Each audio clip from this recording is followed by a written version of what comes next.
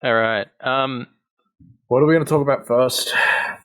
Do you guys write down a timeline of what you're going to talk about? Not really, because it's kind of the fun of it. It's sort of just whatever will pop up. I don't even know how to introduce this. I just sort of say hello, and then we begin. Hello. Maybe we should try and commission somebody to writing us a free fucking intro, and then we just say welcome to Sidetracked Podcast. Get a little jingle going. Red hot comic book movie news, shooting up your butthole. Sidetracked Podcast. The exact same Same thing. Exact same. Yes. We don't even take we literally use the exact recording and then just over it as Sidetracked Podcast. Like a Microsoft Sam type thing. Sam edited over it. Yeah. Episode 3. We've already made 3 of these by the time this comes out, which is crazy to me. I actually haven't seen you the second one. Of course you haven't seen it. You've only heard it. It's a podcast. It's not a show. It's not a TV show, bro. I guess we should say we've got a guest here. They'll probably be like, "Who the fuck's this? Who's this third guy here?" They all know who I am. They've all subscribed to my YouTube channel. That's true. I mean, Davino. He is. I'm very famous in. He's got a Bumblebee video. It's got like a million views. Bumblebee fandom. Malaysia. You don't even need to check your statistics. Just check your comments, man. There's at least 5 people being like, "I am from Malaysia," and then that comment has 67 likes. Someone called Shahiza commented, "Bumblebee, my hero, NY car. Love heart eyes emoji. Love heart eyes emoji. Glasses, cool glasses emoji." Nice. 8 hours ago. Awesome. Well, I'll let our guest have the first word on Snyder, because I've been told that you've watched it about 4 or 5 times. 4 or 5 times? Jeez, who told you this? I did. Oh, those crazy motherfuckers who watched the Grey edition. Justice is Grey. You watched the OG version with Yeah. I watched it. Yeah. Watched once by myself, and then watched it with Kai, Seamus, Ben, and you. That's right. You watched it. I thought you watched it with your dad as well. Yeah, and then I watched it the next day with my dad. Yeah. Okay, so 3 times. Yeah, 3 times. That's still half a day in terms of total watch time. 12 hours of Justice League. And what is your opinion of it after watching it 3 times? Yeah. After watching it 3 times, I absolutely hated it. I sat through it 4 hours, and I hated it. So I watched it another 4 hours, and I hated it still. So I watched it another 4 hours, and then I loved it. Okay. That's how it works. Third time's the charm. But so what are sort of initial thoughts, I guess? Initial thoughts? Yeah, when you watched it. And then how did it change by the 3rd time you watched it, I guess? I'd be curious to know. I was meant to watch it originally with my dad, and it got delayed, so I was like, you know what, fuck this, I'm just going to watch it. And just the very opening scene, I was like, holy shit, this is entirely different. I did not expect it to start off the way it did. And it was a very, very different experience than watching I don't even ever seen the Justice League 2017 movie up once. I'm just going to say that now. I can't. Once before the day that Snyder Cut came out, because I watched it just beforehand. I thought, hey, look, let's watch the 2017 version before I watched the Snyder Cut. And so much was different. So much of it was different. We didn't get that cringy opening scene with the everybody knows, that. Yeah. The white supremacist knocking over was it like a oranges or something? Some shit. Yeah, like a fruit stand. I was so relieved. A lot of people think that the homeless person who appears in that sequence is meant to be like a self-referential, because he has a sign saying "I tried." Well, yeah, I tried. That's Joss Whedon. That was Joss Whedon. I tried, guys. I tried my best. Yeah, I don't hate Joss Whedon for what happened to the movie, considering he did what he was told to do, though he did tamper with it and make it stupid. Mm-hmm. Okay, I take it all back. I do. I do. Well, I mean, look, I think what happened with that, I guess we'll quickly dive into that. I think people listening will know what we're referring to with Joss Whedon. Yeah. But I think most people will understand everything behind this. If you've seen the Snyder Cut, it's because you know what happened. Yeah. I think we need to delve into that. Yeah. But basically I guess what I kind of take from it is they brought him on like Snyder's left/been kicked. I think they would have wanted him gone anyway. They bring on Whedon and go, look, you've made two pretty decent hero mashup films. Just do that. Do that exactly. Yeah, they 100% backtrack and were like, okay, let's just do the Marvel route. Yeah. And it was, like, everything till the Avengers Age of Ultron, there's that one scene where Bruce Banner crawls over the bench and he falls on top of Black Widow and gets a face full of titty. They do the same joke in Justice League with the Flash. The exact same joke. That's what sold me. It's like, okay, this is definitely a Joss Whedon movie. Like, yeah. Well, I mean, just the Batman Superman dynamic, like is very Iron Man, Captain America. Yeah, didn't like you. Like, oh my god, yeah. You picture Iron Man saying that to Captain America. It's like he copy pasted the script and then just like changed who says what. It was a vastly different film. For sure. Vastly different movie. Yeah, it has the same premise. Like, I'm not gonna when people say it's the same movie, I only agree to the point where it's like, yeah, I mean, it's the same story. Same story beats. Yeah, like what is the same, but there's so much that was taken out that it just feels completely fleshes out the story and all the characters. Yeah. And also fixes some of the characters that were like ruined as well. No, it just gives plot. Like, there's just more breathing room, I think is a good way to put it. Especially with Cyborg's kind of whole narrative arc. Like, that's completely gone. And he was probably my favorite his bit. dad too. Silas Stone had no development in the original one other than him coming home and all he does in the original version is come home and he's like, stop moping around. You know, you're not a monster. He's like, oh, I'm surprised you were thinking about me. And then he gets captured and then that's it. You don't see him ever again for the rest of the movie until the last. Yeah, like that's definitely my favorite part about the Snyder Cut for sure. And I wanted to get a sense of, like, you know, what people were thinking of it, watching it, you know, other critics, whatever. And they all seem to be in agreement that, like, yeah, they really love how he was fleshed out. It feels like a character. Even to the extent they say he's a protagonist. I totally agree with that. He was the heart of the movie. Like, that's exactly word for word what Zack Snyder says. Everyone agrees. It's almost so his film in a way. Yeah, exactly. It's so crazy to me that they like removed him entirely. Like, he was just a background character. He wasn't even a character. I'll even go as far to say in the original movie. He was just like I'm Cyborg. Hello. Yeah, exactly. Flash is still the worst character out of the main cast. I hate what they did with Barry Allen's Flash. Wonder Woman didn't do much either, I'll say that. Wonder Woman didn't really have much to do either. She didn't really have a storyline going other than, like... That's because she's had the most single movies. She's actually the only one with actually, her and Superman are the only ones with a canonical solo movie. She's got 2 solo movies as well. I don't think the second one's not canon to the movie. But it does exist.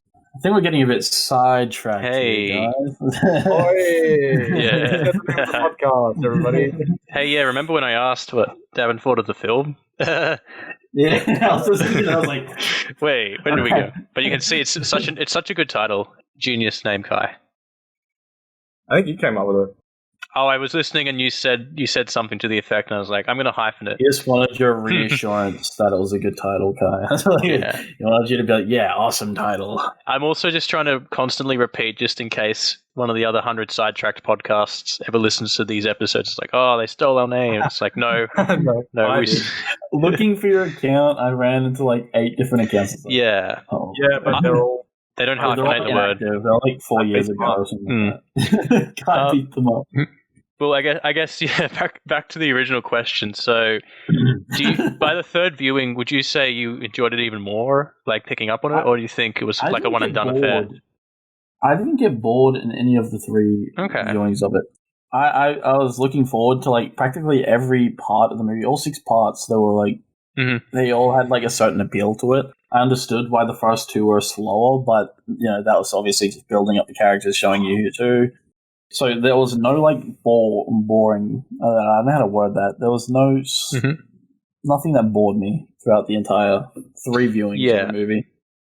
I will say I was pretty bored. I watched it twice. I was pretty bored even the first time I watched it during the first 2 parts. But like, I kind of understood why they're there, and well, I thought it was a bit slow. Not to the point where I was like, I don't want to watch this. Just to the point because I knew what was coming, and I just wanted to get to the cool stuff. You know, I knew that. I try to avoid that mindset. It's tricky though because you've kind of been. I don't want to say spoiled, but because you've seen the Whedon, you already have the idea of where it's going. You're kind of like, okay, let's. And also from the trailer with the Joker, and you're like, damn, I kind of want to see that. Oh, mate. So Kai and I were watching part of it through Discord, and we were saying, and we were almost correct. We were thinking, this is going to be one of the final things, and it's going to be such a brief cameo. You know what I mean? It's going to be one of those classic Amazing Spider-Man 2 trailer things where it's look at this cool scene, and it's literally the final shot of the film. It was close. Yeah. Thankfully, it was a bit more than that, but they should have just kept that quiet, and that would have been a pleasant surprise come the epilogue, I think. I don't know. That they have failed to do in films for the last, I don't know. Oh, mate. Almost the last 8 years, I want to say. They've just been just put all the cool shit that should be an awesome surprise when you see the movie in the trailer. That's why I feel bad for Terminator fans, because they've done that twice. T4, it revealed that the main character was a cyborg, and I believe that was meant to be a twist. So in the trailer, and then T5, there's a twist in the film where it's John Connor is actually a Terminator now, but they show that in the trailer as well. Salvation. Yeah. Is that the one with Christian Bale? Salvation's Christian Bale, and then Genesis, spelt with a Y, is where he's what's his name? That Australian actor played John Connor. I forget his name. Yeah, they revealed it in the trailers. He was also in. Jai Courtney was in it. He was Kyle Reese, I think. You're talking about Sam Worthington. That's who it is. No, that's Salvation. Genesis, it was. Damn. Jason Clarke. Jason Clarke played. Yeah, isn't he in the Animal Kingdom or something? I can't remember. Yeah, whatever. But point being, in both of those cases, they just showed the twist straight away. I reckon if I went back to T2 and looked at trailer footage, they'd probably go oh, Arnie's a good guy now. Because that's kind of, if you watch that film, the first sort of act, you don't really know. Yeah, he's kind of acts bad in a way, and you're like, oh. And then it's a nice twist. Yeah. But yeah, the Snyder Cut. So, Whoops. If this movie came out in 2017 under Zack Snyder, first of all, obviously it wouldn't be this long. I think it was meant to be 2 films, right? It would have been 2 hours. I think he crammed some stuff that was I think it was meant to be. I think it was meant to be released as a 4 hour. It was going to be meant to be 3 hours. I think that has something to do with why they ended up replacing with Joss Whedon. They probably realized halfway through that, hey, this dude wants to release a 4 hour movie. Let's trim that shit down. I think that's part of the reason why they ended up getting Joss Whedon, because they're like, no one's going to sit through 4 hours in the cinema. I think people also just backlashed too hard on BVS, and they listened to too much criticism from stupid people who didn't like the tone. They were like, not funny enough. And WB just kept seeing that. They were like, oh shit, oh god. And they get panicked. And then they had to make it funny and more lighthearted. They kind of went into overdrive in the wrong. They quickly just saturate all the colors, put in a joke every 2 lines. Didn't they change the saturation between trailers? I remember the first trailer, you see the end fight scene, and it's blue in the sky. And then he changed to all red. Yeah. Do you know that Superman's black suit in this wasn't even a black suit that was being worn, apparently? They color over it. Yeah, Zach actually colors over the... Okay. He color corrected it to be black and white for the movie. Nice. I don't really mind. Yeah, if this movie came out in 2017, I think it would have been about 3 hours long. And I feel like we would have... I don't know what fans would have reacted, but I feel like we would have at least gotten maybe a sequel to it from Snyder if he got to release it. And it probably would have been critically received a little bit, at least a little bit. And when I say at least a little bit, I'm just trying to be a little bit generous. Yeah. I feel like it would have been quite well received, at least compared to what it was. But then again, we wouldn't have had that whole Joker thing, which is what a lot of people are hyped about. Which, ironically, I wasn't all that keen on. Well, I guess my Phoenix Joker? No. Oh, no, he means the Jared Leto snippet, I think. Is that what you're referring to? Yeah, at the end of Snyder Cut. Yeah, I guess the reason why that sort of rubbed me the wrong way is because that kind of feels like you could almost slap that in anywhere in the film. Like it doesn't feel like it needs to be in an epilogue when you're wrapping up the movie. It could be earlier. I was expecting it to be like, there were so many scenes, like the part where he says, I had a premonition. Barry Allen was sitting right there. I was expecting it to just slam cut to the fucking nightmare sequence. But we never got it. And I was like waiting for it. I was like, did they cut it out? Did they cut it out? The longest time. I think he put that in just to be like, fuck you, this is what we could have had. Like, just to be like, look. Yeah, I 100%. Apparently they filmed that in Zack Snyder's backyard. That's why I read that. Okay. Yeah. Can I ask, this is going to be a dumb question, why does Batman have that trench coat outfit on him? It looks fucking cool. Is it sort of an aesthetic? Okay, yeah. Literally because it looks cool. I did like... some people hated the dialogue between Batman and the Joker. I didn't mind it. I thought it was kind of cool. A lot of people loved it. I've heard some people say they didn't like it. I said, I know a lot of people loved it. One of my friends disliked it, which is like, you do you. But for the most part, most of who I've seen, like review-wise, everyone was like, wasn't Jared Leto and Batman trending on the day it released? Because everyone was just praising it. I loved when he's like, why'd you send a boy to do a man's job? You can tell he's really channeling Heath Ledger's Joker, though. Like, he's trying... I don't know if it sounded like that, if I'm being honest. Oh, mate, they definitely put brakes on any, like, laughter. Like, they kept it to a minimum. Yeah. Which I noticed. What are you trying to say to him? Like, hey, can you just laugh normally? He's like, no! It sounds like a rubber duck. Like, you hear at like 7 a.m. outside your house. It's like, I'm gonna. All right, I think I might have potentially found our meme photo for the episode. And so, Kai, you give it a thumbs up as well. Yeah, it's worth watching. We haven't even talked about like the differences between Batman and Superman and the good different. Like Flash had was a better character in this, but he was still just like not good for Barry Allen. That's where I'll leave it at. Batman is way more on par with who he was in BVS, which was really awesome. It was more faith. Like he did have like a new like point of view. It was different, but it was understandable because of what happened. Changed like actually who he was. Yeah. He was just like he had a better perspective on the world, and Superman wasn't cringy. Superman's actually badass. Do you bleed? And they kind of give him his like full overarching like character arc when he comes back and puts on his black suit. Like when you hear his two dads like in his head talking to him, and they're like, you can prove who you are to this world now. Go son, fly. Like that, I was like, oh, that's fucking awesome. I didn't really catch on. I didn't really feel that way about that scene. There was no weight to that scene, in my opinion. Well, to me personally. Well, I think it's kind of in the other movies. He never really knows what to do with his powers. Like even in that's true. Yeah. On CBS, he's like, "Do I save them all the time?" He's like, "What?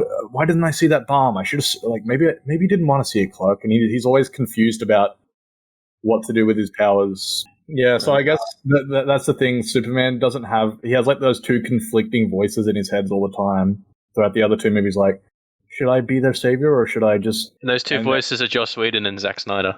He is both his dads finally like being like, you know what? Go do it. This is who you are. Go be the savior. Go be their symbol. And like the last thing he hears before he goes up into the sun is John Kent, like, I guess, giving him permission to fly. Yeah. You have my permission to be a Christ-like figure now, I guess. Also, Davin, did you notice this? I can't remember where it happens in the film, but I pointed out to Kai. There's a shot of the farm, and there's like a foreclosure sign, and I swear it's shot from such an angle that you can kind of see a cross with the way the foreclosure sign, stands. Like it sort of looks like it's emphasizing like a Christ symbol. I'm like, come on. Having seen that stuff they used to advertise in the movie. All that stuff that they used to like all the symbolism, I hated it. I was really verbal about it. Yeah, I thought it was so fucking cringy that they're like, the Joker, look at him. Like Superman is one thing, but even still, I don't like it as much as Zack Snyder seems to like it. It makes sense to have like the Jesus comparison because like the whole Man of Steel and BVS is people being like, should we look at this guy like a god? Is he our hero? Is he like a god? Is he a god here to save us? That kind of stuff. But then when we saw like, what was that stuff that Zack Snyder released? It was like the origin of the Mother Box, and it had like Batman tied up in chains, and it was meant to like represent like this is like different characters from the Bible, and it was Wonder Woman.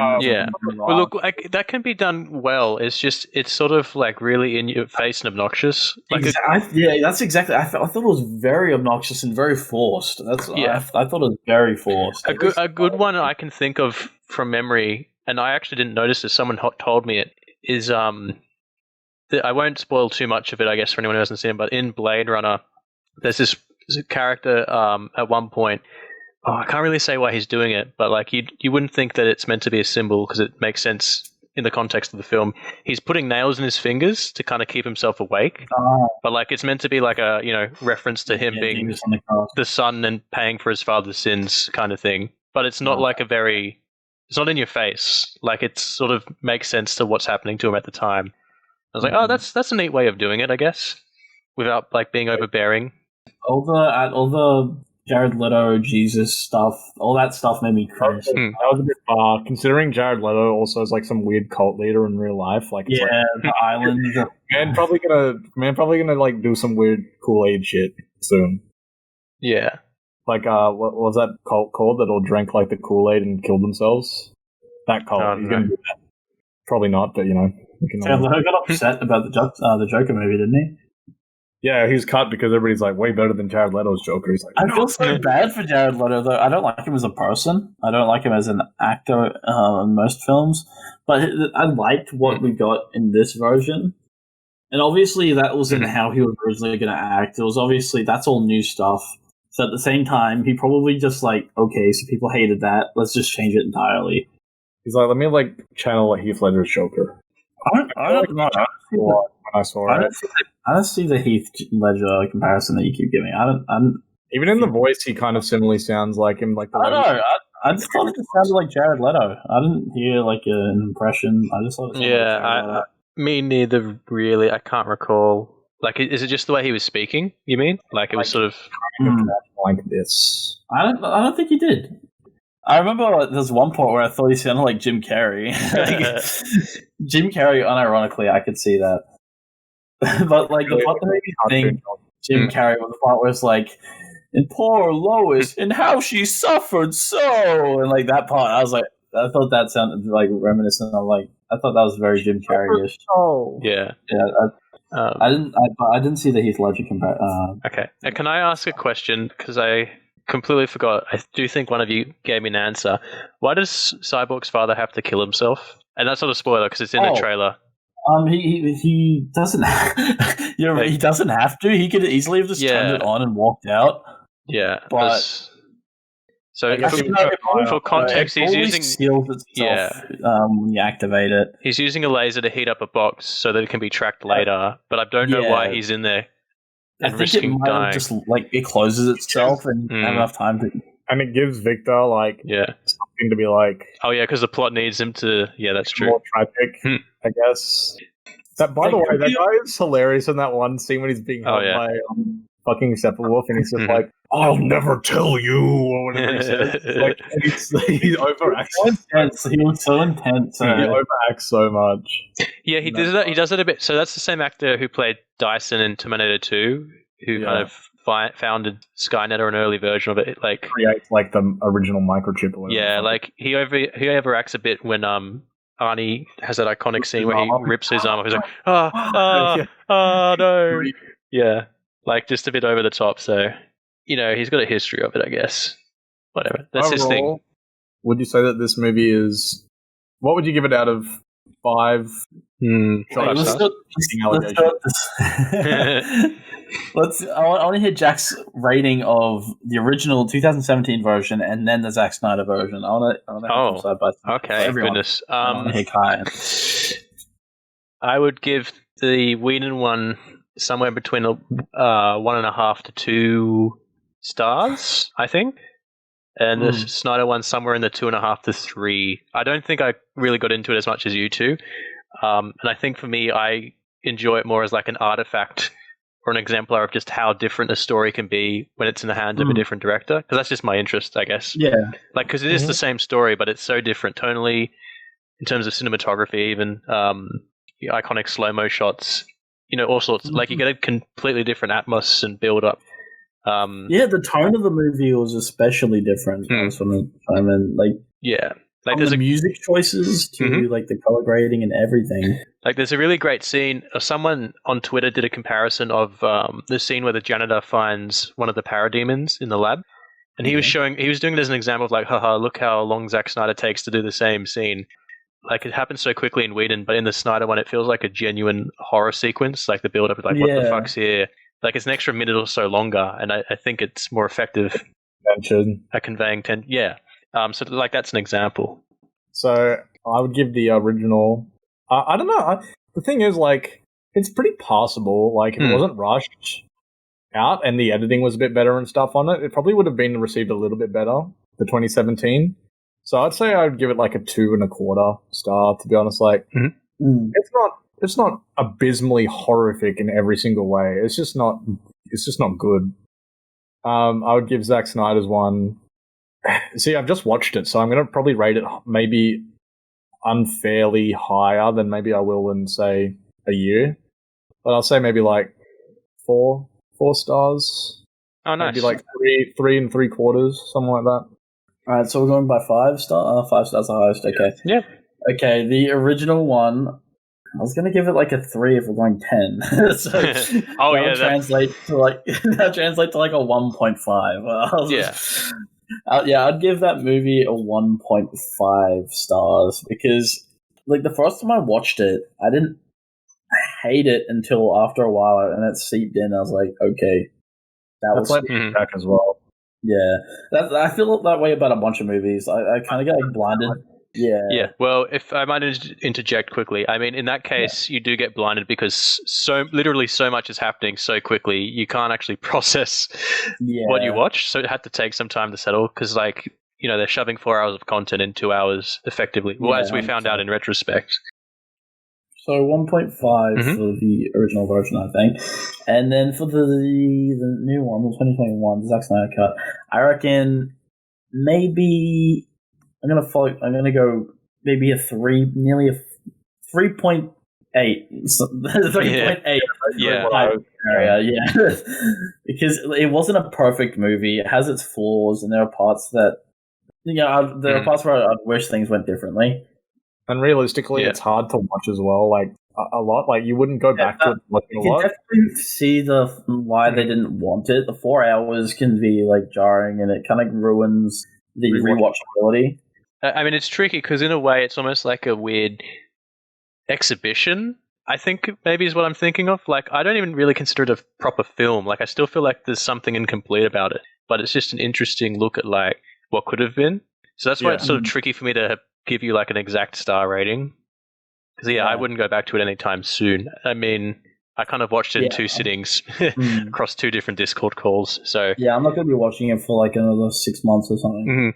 Well, there you go. There you have it. That's our Snyder Cut review. Go watch it if you haven't and you are interested. And if you're not, I don't know, you're probably not going to watch a 4-hour movie if you don't want it. So while we're on the topic of DC, the Suicide Squad, James Gunn's Suicide Squad trailer dropped today. Yeah. I'll let you guys lead this one because I don't think I'm as invested in you don't really Suicide Squad stuff. I don't care. Trailer's good. Made me laugh a couple times. The ending was like, oh shit, I did not expect anything of that scale to be in this movie, like at all. Yes, I agree. I was watching, I was like, alright, sweet, okay. Small time story, small time stakes. And then fucking Starro. I was just like, oh, what the fuck? Yeah, exactly. It took me a second to process it when I was watching the trailer. I was like, okay, what's happening? Okay, it makes me wonder if he's trying to like link it into like a DC universe still, like if he's doing something that big. But I don't know. They're still going to reboot the DC universe, so I reckon we're going to get another Batman. We're going to get like a weird like combination of old DC EU actors that are still like going for it, and then like new ones for the people that got Oh, hello, Keanu Reeves, Batman. Would it be fair to say that the DC cinematic universe is like the bipolar equivalent of a cinematic universe? Like one day it's like depressing and brooding, and the other day it's like happy. That's sort of what it strikes me as. Each film's very different tonally. All I know is that Flashpoint hopefully will just like get it on like a steady track, so we can at least have somewhat decent, steady films going forward with it. Yeah. Thing is, I don't even hate this new type of path they're taking. Like the Aquaman movie, I thought it was fine. Shazam, I like Shazam. Yeah, I've really been meaning to watch it. But I would still like to see them combine and stuff like that, like in the MCU. I would like to, but it sounds unrealistic for them to go for the darker tone. Like now, it sounds unrealistic for them to go back to it. Yeah. I mean, I think they because it seems like the vibe I'm getting from Marvel is like they'll have occasional team ups here and there, but they're definitely going to sit on it for a bit because they're doing all their shows right. So it seems like this is a good time for DC to kind of just work on those smaller solo features or smaller group features. Like I don't think they need to rush to no, they get don't. another JL going. Is like after the Flashpoint movie reset stuff, I would like to see crossovers and stuff eventually. Consistent like narrative that actually flows. Yeah, consistency is the main thing. But that's like the ace up their sleeve for the Warner Brothers executive. It's like, haha, if it doesn't work, we'll just Flashpoint it again and again. I don't think they can get away with doing it twice at once. I think they're gonna do a third Suicide Squad movie, and it's just like completely rebooted. Yeah, so maybe because I'm a bit so. Is this kind of like a soft reboot? So like they're bringing some of the same characters back? But I think it's a sequel. I think it's okay. They actually said it's like a soft sequel. Yeah, because the reason I asked is my understanding is like it was going to be a reboot, but people loved Margot Robbie so much they're like, oh, we'll just Margot bring her Robbie over. is such a perfect casting for Harley Quinn. I honestly can't think of anyone. Sorry, there's not many people that could do it better. Maybe like Kevin Cuoco from fucking Penny from Big Bang Theory. Oh, no, I can't see her as a live action Harley Quinn. That would annoy me. Well, no, the thing is, only reason I say that is because she voiced her. Yeah, I know that. Right. But I don't know. I feel like she could probably do it somewhat decently. But there's not. I don't know. No one comes to mind at all for me. I think Margot Robbie is like the Hugh Jackman of Harley Quinn. I can't think of anyone doing a better job than Margot Robbie's doing. Yeah, I mean, I didn't say they would be better. I'm just saying, like, if you had to re-choose, those would probably be two of my first ideas. It may even be a case of like maybe she signed a contract for several films, and there was meant to be a more direct sequel, and it's like, oh, you know what I mean? Like maybe that could be why as well. But it's under the guise of they like her. I doubt she really gives a fuck if she plays Harley Quinn or not, to be honest. Yeah, no. She's already been in a Scorsese movie. She's fine. I don't think she's like, oh, Harley Quinn's the best character. I love playing her so much. I disagree. I disagree. I feel like Harley Quinn's built her career for the most part. And really? I think Wall Street. Yeah, but before that, she was literally in nothing. No, yes, literally, Kai. I think look at her IMDb page. Yeah, no, that was where she blew up. That was her big film. Before Wolf of Wall Street, the only thing she was in that fucking Home and Away. Home and Away was. But like, what I'm saying is like she could do well without having to be Harley Quinn. Yeah, like, she could definitely do well, but Tanya? I do think she's. I think Tanya. She was Tanya. She was good in that as well. But I 100% think she likes the character. Otherwise, she would have come back. She likes the fame and whatnot that the character brings. I personally don't think she like has a deep care for Harley Quinn. Maybe it's a different perspective. I think she's quite genuine as an actress in terms of like. Yeah. She's not like egotistical, pretty. I'll just look at me on the screen. Like she wants to actually challenge herself, and I guess maybe Harley Quinn is a more challenging role for her. Like I can do something very different, from the accent to personality. That could potentially be the appeal. Not so much the character, but just playing that kind of character. It doesn't bother me either way. I just don't think she really, deeply cares, and you don't have to. Obviously, that's what acting's about. For sure. Where does Birds of Prey sit in I totally forgot that was a thing. Is that is still canon. a canon? That is still canon. Okay, and is that kind of like This is a sequel to both. Did you say it is or it isn't? I couldn't hear you. It is. Pain. Damn. I didn't enjoy Birds of Prey. I'm going to say that. At the end of the day, the James Gunn Suicide Squad trailer, I liked it. I'm actually excited to see it. So yeah, cool. I think it looks quirky. It looks very different than what we got in 2007. Like what people thought 2016 one was going to be. Yeah, it's just Because the funny thing, the ironic thing is, the original Suicide Squad movie was meant to be like a darkerish movie, and then they Trailer House put that fucking. They put it together. Yeah, the reason they put it together is because they saw the success of Guardians of the Galaxy, and they wanted it to be like Guardians of the Galaxy, which is directed by James Gunn. And it turned out shit. Everyone hated it, and now they're like, let's actually get the guy who did it, so we're not just doing some bootleg rip-off of that movie, of a James Gunn movie. Considering also they didn't be that cool. So sorry? Considering also most of the footage wasn't even like shot to be like Guardians. Oh yeah, no, they went back and reshot so much once they like, oops. You know, they got trailer editors to edit the movie. Yeah. I can't let them hate it. The new one looks good though. I can't talk about it more. Yeah, I mean, I guess there's not a whole lot because it's just the trailer, isn't it? It could be good. It looks good. I might check it out. By Sylvester Stallone. Yeah, I don't think that CG is going to age particularly well. King Shark. Yeah. I don't know. I think it's just early on. I don't think it's finished. It's like the Snyder Cut trailers. The CG looked way worse than in the movie. Okay. Fingers crossed, because like Rocket and Groot looked much better, and that's holy shit. That's a film coming on 10 years soon. Oh, I mean, like we're still two or 3 years, but it's definitely going to look better during the actual film. Oh, sure. I think it's kind of like the design as well. He's like kind of like, well, I want to say he's more like chubby-ish, so it's like the textures are more outstretched, and it kind of just looks Damn. All right. A human shark's never going to look realistic. Like it's never going to look super like, unless they do the epic killer thing like in the original, where he's just a dude in like prosthetic. He doesn't look really scary, I guess. But the thing is, Killer Croc kind of is just a dude with a skin condition. So I know, but come on, make him bigger. Yeah. He's the Arkham Asylum and shit version where he's just like fucking huge and like terrible. One of the most frightening things from my childhood was playing Arkham Asylum and getting to the Killer Croc lair. We should upload some of my, or like I'll record a new couple of videos and we can do like a quick review of. Watch Guy play. Who's gonna play Arkham games? Go on, cool fellas. Yeah.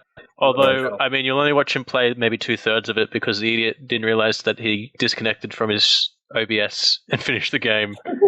100% completed it and then just fucking looked at my recording. I was like, why isn't that recording? Where's the red circle? Why is there no red circle? Anyway. So we also GvK. Godzilla versus Kong.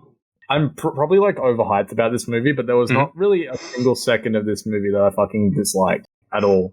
Some of it was like slightly okay-ish. That's about as bad as it got. It was like, it's okay. And everything else was like, I really like this. Yeah. I love this. Like, I guess it's fast enough to the point where you never get fucking bored. I was not bored. Like, there's never like that long of time before a fight scene or like an action sequence. Yeah. Literally. I went in with the assumption that Kong was going to win. But Godzilla does just straight up win this. Well, he doesn't straight up win, but he pretty much wins. I disagree. I think he straight up won. Type of winning. They balance it fairly where Godzilla wins against Kong, but like Kong still like has his dignity intact. I guess he gets sort of the last laugh on the mecha. He puts up a fight and survives Godzilla, and then is the one to take down Mecha Godzilla. He finishes him off to give him that bit of closure and like, I'm also a badass. I think, and you guys will probably be in agreement here, this felt like a Kong sequel. Like it was very much more centered around him. Yeah, it was 100%. Dude, I actually almost cried several times when Kong was like emoting and like talking with the sign language. I was like, when he was like, just saying, I just want to go home. Mhm. It's like, it's so fucking sad, man. Like, they literally just using this poor motherfucker to go fight like a giant radioactive lizard, and he just wants to go home. Like, oh, well, they're not. I mean, the premise, I think I can say this, basically, they're trying to find an energy source. well, yeah, the that too. humans, That's what yeah. they're using it for. But he also then has to fight Godzilla. Yeah, he's very much the and underdog. they're also saying like, hey, your family could be down there, and then he's Mhm. just like, I'm going to go in here. I finally get to see my family. So I guess, yeah, just for anyone who might be confused, essentially it's established very quickly. Like a deaf girl. Yeah, there's this deaf girl who kind of can communicate to Kong, and they have this tight bond. And she's kind of exploited by this sort of group of this sort of corporate science group, I guess, to try and they exploit her to exploit Kong to try and lead him to this energy source beneath the Earth's surface to create a super weapon. Yeah, Hollow Earth, which is actually a thing. I looked it up briefly. It is a proper theory in pop culture. Yeah, they use like real theories in the opening credits, which was awesome, by the way, and the whole title card had me hyped as fuck. And then, he gets there, and they're trying, and spoiler alert for those of you who didn't see all the toys and trailers and shit, they're trying to get the radioactive energy, basically, that Godzilla has for his nuclear breath to power their Mechagodzilla. What did you think of the design? I guess we can go there. I liked it. I thought it was awesome. Nice. I thought it was decently intimidating, and it looked like their version of Godzilla, which, Mechagodzilla generally does look like Godzilla with like metal paint on him, basically. They made him more practical than any of the past Mechagodzillas, I guess. Oh, yeah, they did. They made him more like an actual weapon rather than just like a giant Godzilla statue with missiles and shit. Yeah, exactly. No. He had like that fucking like weapons galore. Like he had the fucking his hands were weapons. Hands. He had his tail was like fucking, I don't know what you'd call it. Like it just had like it spikes on the end of it. I was quite impressed with the fight sequences. There was a lot of weight, like just going to the Kongzilla, like even the first one on the boat, there was a lot of weight to that in terms of you really, like that one, it's a trailer shot, that one punch where Kong just fucking pounds into him and knocks him off the boat. Holy shit. Like, you could just... And Godzilla claps him right back. Claps him in the face and knocks him. Every time Kong got hit in that movie, I was like, don't hit the monkey. Yeah, no, I did feel bad for him. I had the biggest grin on my face. Like I caught myself in this movie, like smiling so hard on the fight scenes. I was so hyped. Oh yeah, I was probably getting into them for sure. I was so fucking pumped for this movie. This is the most pumped I've ever been for a fucking movie. Actually, I think I was more pumped for this movie than I was for Endgame. I was like very indifferent, but I thought, oh, why not? It'll be fun to see, and it's like a good movie to come back to from like COVID lockdowns. Like we saw it at kind of VMAX. It was like, oh, I couldn't imagine watching it on a computer or on streaming. And I mean, I just liked how creative that boat sequence was in terms of like, what's a fight environment? You know, like, oh, let's have Kong chained up in Godzilla's turf, and you're like, holy crap! Like, it's almost nail biting. Just like, how's he going to get out of this? I was anxious for Godzilla. I was like, oh, not Godzilla, Kong. I was like, how's he going to get out of this? How's he going to? Yeah, just release him, goddammit! Give him a chance. Like, no, don't let him go. He's going to run away. Where's he going to run away? The human characters were perfectly ignored, just as I don't care about them, because none of the characters were really like they didn't really have too much weight behind them. They weren't, and they know that no one gives a fuck about the characters. They're like, okay, these are plot pushers. This is the push the plot. Pretty much. The only character that they should have like given any like sort of attention to was Serizawa's son, who just hilariously fucking dies. And he's like, they don't even mention. They say Serizawa once, but they don't even like say that he's his son or anything like that. Right? Like, oh, wait a minute, that's my dad.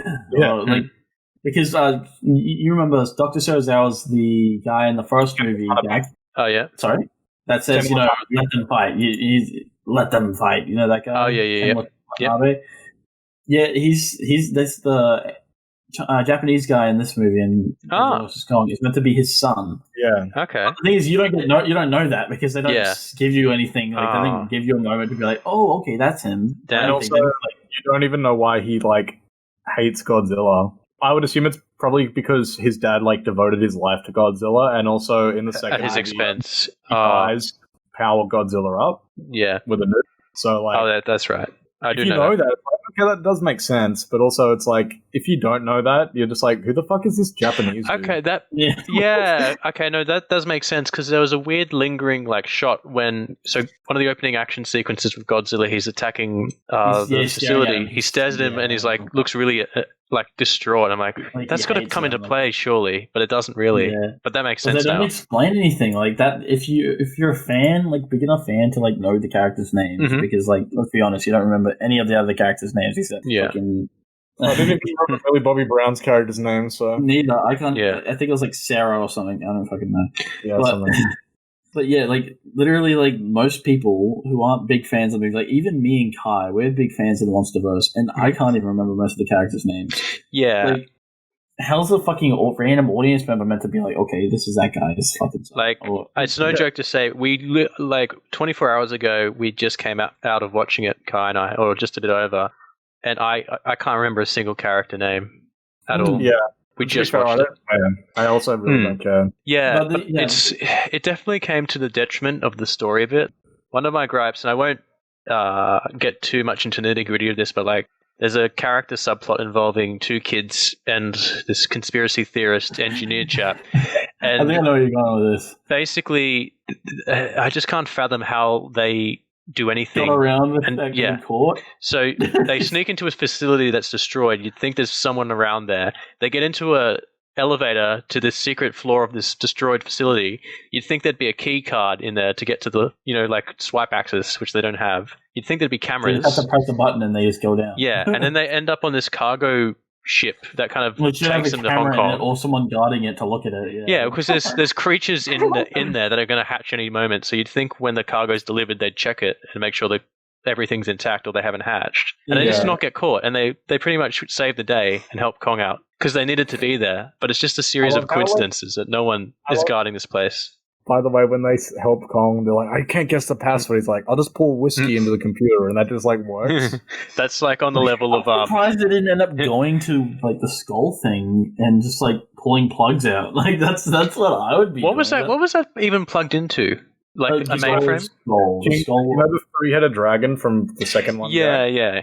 But no, like skull, three-headed dragon. But where were those wires going to? Like a supercomputer? Is that where they were? Probably. Let's go with that. Because some of the whimsical like sci-fi stuff is sort of like I was a bit confused. So basically, that explains most of it, but it's like when they're in the Hollow Earth, they just upload the energy source.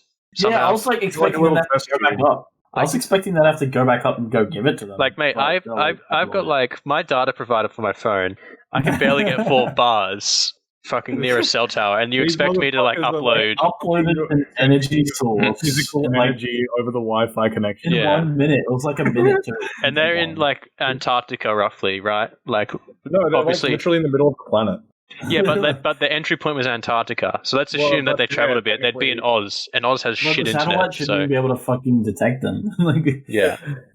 Rest in peace, MFs with epilepsy who weren't prepared for the fucking transition to the Hollow Earth scene. Oh yeah, true. Like, if you have epilepsy, you are gonna die. Yeah, close your eyes. Yeah, close your eyes for like 45 seconds, dude. Or even the part where they're on they go on that like transport thing that takes them from Hong Kong to fucking. They should have gotten some sort of whiplash there. Yeah. They were just fine with it. I was like, surely they're gonna get launched into the fucking wall and get knocked out or something. Nope, they're just like standing there still. They're just chilling. Yeah. And I think the other thing that I had a slight issue with is the resolution to the movie. It just kind of ends like it's Kong's story and Kong's home, whatever. But then it just cuts. See what happens to Godzilla afterwards. You kind of just have to guess. Okay, he's just vibing somewhere. Yeah, he's just chilling under the water, I guess. Yeah. Still, it's like I'm pretty sure everyone would have been like. Would have been nice to just see what he was doing. Yeah, or even the other characters. Like the last you see of our conspiracy chap, he's just vibing. No one's taken him seriously, and even though he's been proven right, an interview with Millie Bobby Brown. There's no there's no arc for any of the characters, which is like cool. Okay, fair enough. I don't really care about any of them anyway. Like I get the whole idea, but it's sort of like I guess when they become really integral to to how the plot kind of plays out, you kind of need something. You know what I mean? Yeah. Well, we knew about Millie Bobby Brown and her dad already. Like the Black podcast guy is introduced. The kid. the kid's introduced and he's like he is in every fucking movie. Yeah, bad Maori kid. I'm stupid and I have funny accent. Listen to my funny accent, God. Bro. Literally, like just to sidetrack. Every single movie the child is in, he just plays the same character. I feel like from what I've seen. Yeah, I feel like he was different in this movie. Really, he was just comedic relief. Not really. He wasn't the dumb one. He was just like the voice of reason, I don't want to say, because they were just saying all this preposterous stuff, and he was like, I don't think we should do this. I think that was a vastly different role than most of the other ones. I don't think he was a dumb character. He did happen to be. He was wrong, but he was like rightfully wrong. Like you'd understand why he doesn't want to do all this shit. I didn't have a problem with this character at all. Sure. Overall, it was quite fun, but it's just like there's this like whole leaps in logic of like, why is this happening? What? Do you think this film got like the kind of classic, almost a Snyder treatment in a way? Because it's about 2 hours, and it's like, okay, we got to condense. Like, I feel like I do wonder. No, Adam Wingard, the director himself, said that there's no extra cut because he wanted it short and sweet because he just wanted the act to get out of the way. Okay, because the big final team up battle goes very quickly. I wish it went on for a little bit longer as well. But in saying that, like, it was good when it was happening. Although they fucking both grab him and like look at each other and run him through one of the buildings was hilarious to me because it just like looked like some WWE shit. And for all that are sad that one of them didn't die, I don't know what to tell you, but like I was baffled that people thought that way. Like my mate Josh, you know Josh, I'm just telling the audience. Don't have to name names, Josh. He was like, hey, I was Josh. like, disappointed that none of them died, and I was like, what? They're literally like two of the greatest like cinema creations of all time. You think they're gonna kill them off? King Kong is as iconic as fucking. King Kong, literally, there would be no Godzilla without King Kong to begin with, because he was made like 21 years beforehand and completely changed cinema. And there'd be no Godzilla if there wasn't a nuke as well.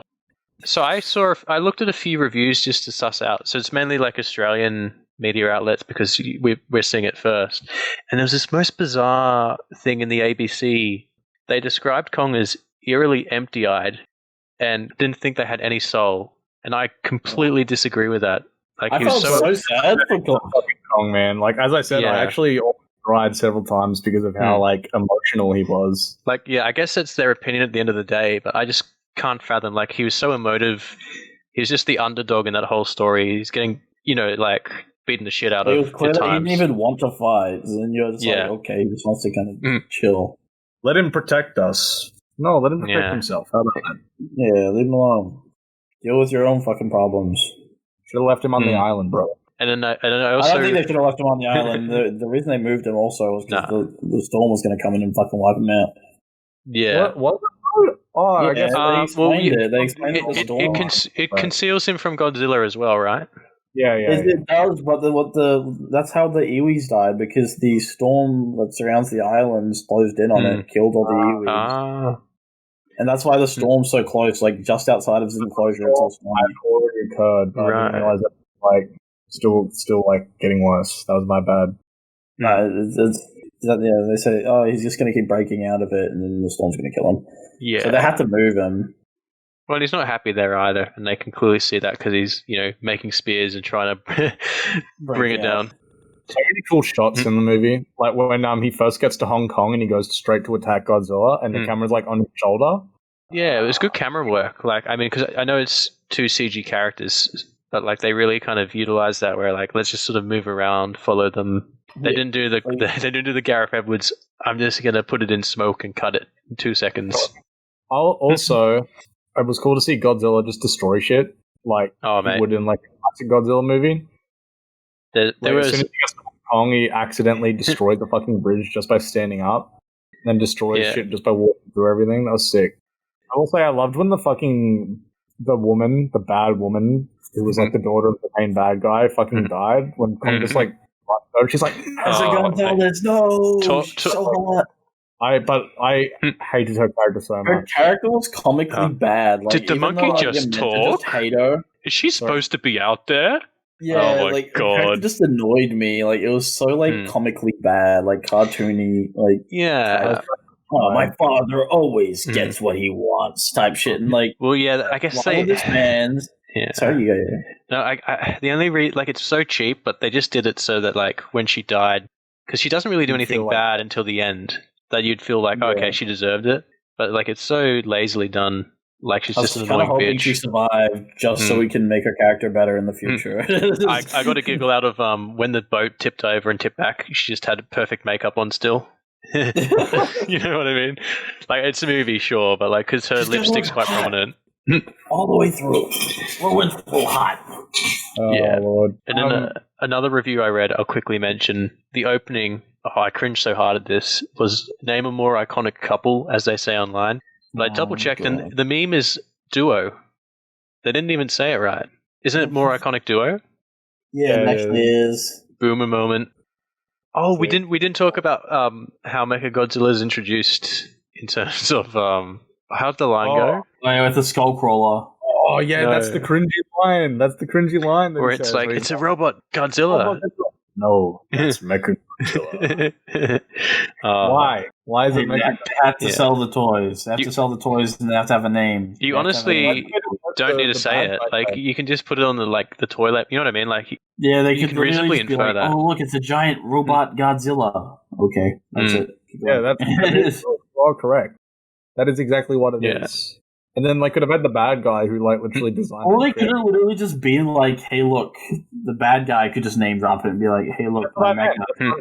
Because he literally calls it the mecha, like the Sarazawa guy. He literally says, "My mecha can't stand that." Like he could easily just be like, "My Mecha Godzilla can't stand that," or something like that, and I'd be like, "Okay." Yeah, that's better. Instead of making him be like, "No, that's Mecha Godzilla," and really holding on it. An epic reveal. What's the fucking difference? It is to be an epic reveal type shit. Really? Because it just once again, it says that it pans up and it's like dun dun dun, and you get the music. But the issue is, it's coming from the character who's pretty much everything that's come out of his mouth is just comic relief to that point. Yeah, so it didn't really work for me.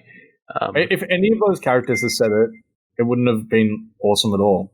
It is Millie Bobby Brown's character is not really that badass or anything, but it probably would have been best coming from her. Well, I don't know if there's much to say about this, except they are planning on making more movies, hopefully, for the Monsterverse. Because I actually enjoy all the movies. I don't really understand why. None of them I hate. I don't hate any of them. I don't understand why people aren't more interested in it, to be honest. I guess maybe people just don't care about big monsters fighting, but I think it's fucking awesome. Yeah, I was surprised that not that many people were excited to see this movie. I was like, but why not? Yeah. Well, we won't find out what the quote unquote opening weekend box office sales are until America gets the movie.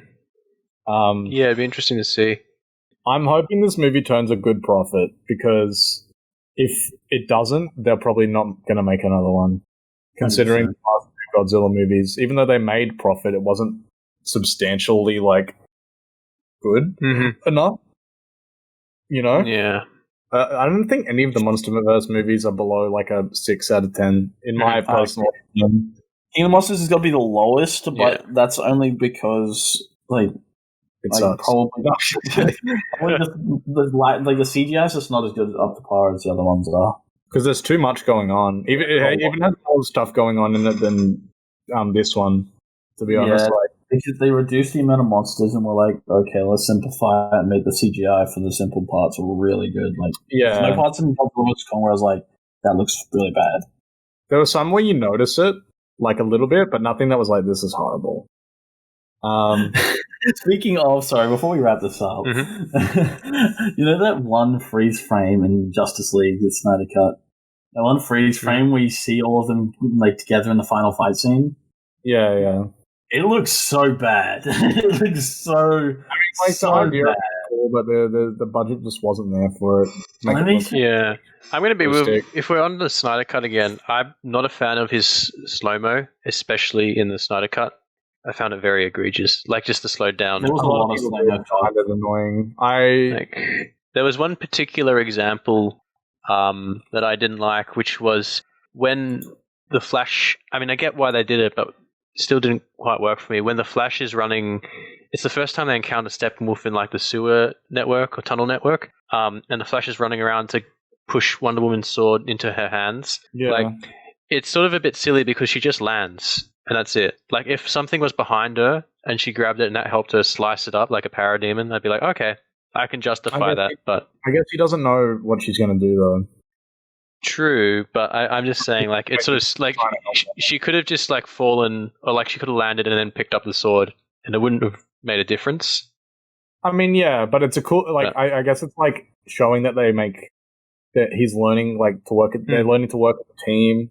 Yeah, and it's also just like an excuse to like have that Barry Allen. Yeah, I'd still have that in there, but I'd just have like something's right on her tail and him pushing that.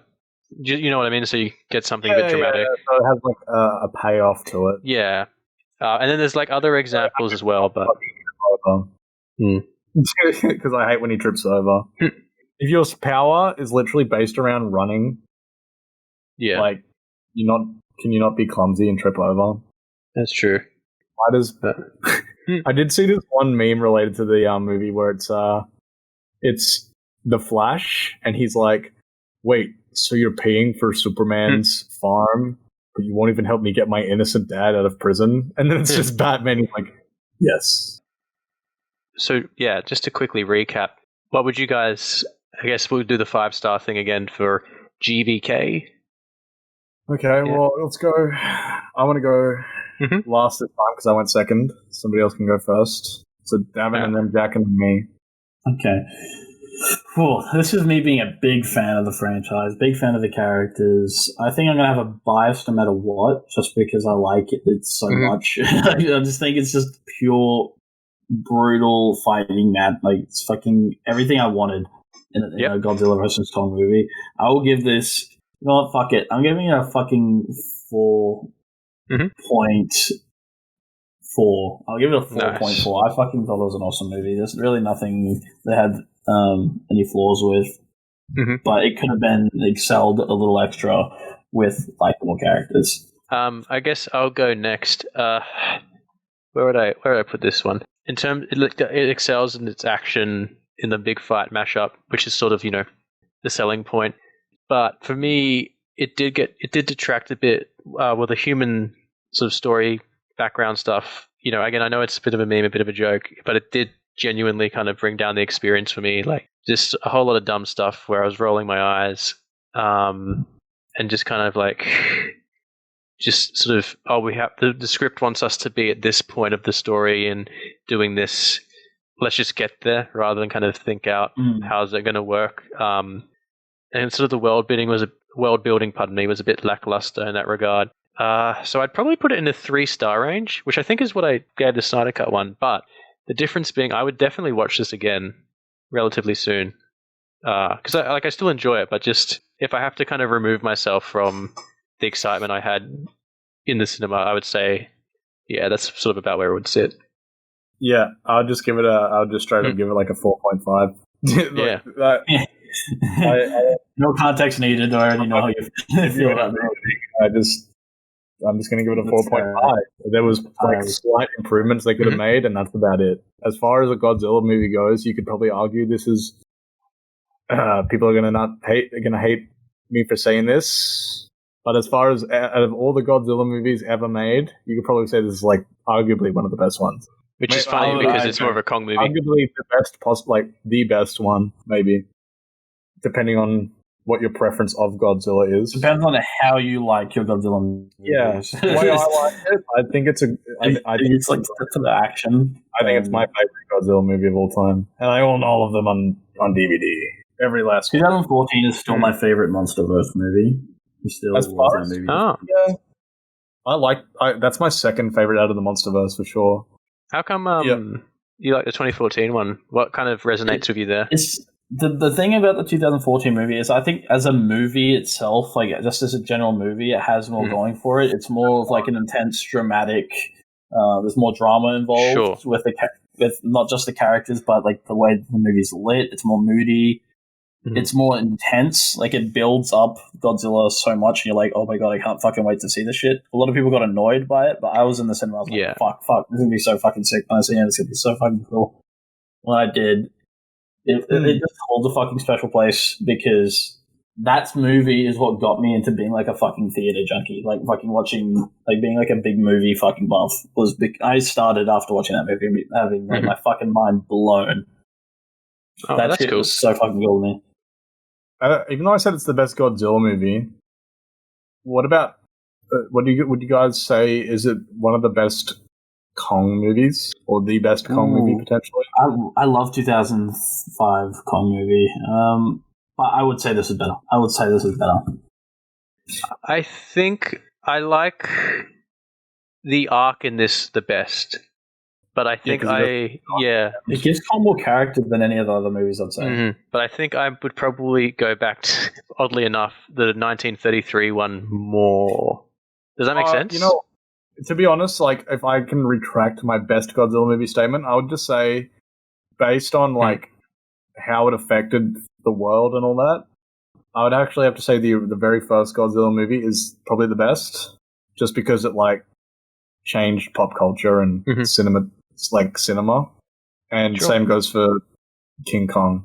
Yeah, they're not my favorite ones. This is probably like my favorite for both of them at the moment so far. That might change after my excitement dies down, but those are probably objectively the best too. Yeah, but like I guess just to elaborate slightly, like it was more interesting where they took Kong in this. Because, you know, in that 33 and in the 05, it's essentially like captured in New York. And I mean, that's a classic story of, you know, love in a way as well. But no, it was just more interesting to me, just sort of what he goes through in this. So I like kind of the narrative beats in GvK, but I think overall the OG is still quite good. And I do like the 05 one quite a bit, but it's sort of... it's not consistent overall. Like there's sort of points where it sags a bit for me from memory. 100%. The fucking first 2 hours are just like them. I gotta gas for the movie.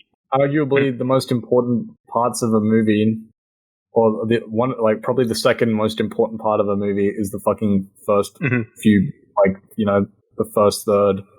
Yeah, and like the first third happens to be like an hour and a half long. Yeah, the first third, like the ending is the most important part in my opinion. But the first third is that's like the selling point. That's like getting the like, I'm in a movie and I'm like sitting there for an hour and a half, and I'm like, this is so boring. Like, bro, they're not even on the island yet. Hurry up! I would just leave. I thought of a question. I don't know if we were gonna like do this alternating or just whoever thinks of something, but for this episode, Davin, I should explain because I don't know if you know this. We ask a question to the quote unquote audience just to get some engagement. So we've asked a few things in the past, and the question I came up with, I guess for anyone, and you guys can answer this too if you want, but for the audience out there, is there a film you would love to see the director have another go at? Like, would you like to see a different cut, just to keep in form with the Snyder Cut? So, like, you know, you have Ridley Scott's got a director's cut for Blade Runner. There's the assembly cut for Alien 3. Richard Donner cut for Superman 2. Is there any film out there where you think it could benefit from? I think also mine. I don't know. I don't know if there's been any movie that I've watched. Yeah. And I disliked it and thought, I wonder if the director's cut would have made it better. Until I find out that there is a director's cut for it. Yeah. The Air Cut, the Suicide Squad. The closest would be, but I doubt there's footage for it. Like, whatever you could salvage for Ant-Man from, who was it? The original one. Yeah, from Edgar Wright. Yeah, Edgar Wright. Because he was on board to direct that. Yeah, and then like he didn't want to like tie it in like a lot. Yeah, which must have sucked because that was a passion project for like decades. I really liked Ant-Man #1. I don't like #2 though. But yeah, that was the question, I guess, for anyone listening. Yeah, what's a film that you would think would have benefited from a director's cut? Yeah. And Davin, as a guest, you're welcome to ask one out to the ether? No, I've got nothing. I got nothing. Yeah, leave you guys' thoughts down below. What you guys thought about these movies? And if you don't share the same opinion as me, do the usual: like this video, hit the bell, subscribe, comment, and we're on YouTube. Statistics show that literally all of the people who watch our videos aren't subscribed. Only 22% of you were subscribed. And you can check us out on Apple Podcasts now, which is good news. Kill myself. So yeah, SoundCloud, podcasts, YouTube. You know where we are. Apple Podcasts. Yeah. If you weren't talking over me, you would have known that I said that. Oh, we're also on SoundCloud and YouTube. I literally just said that as well. All right. Bye, everybody.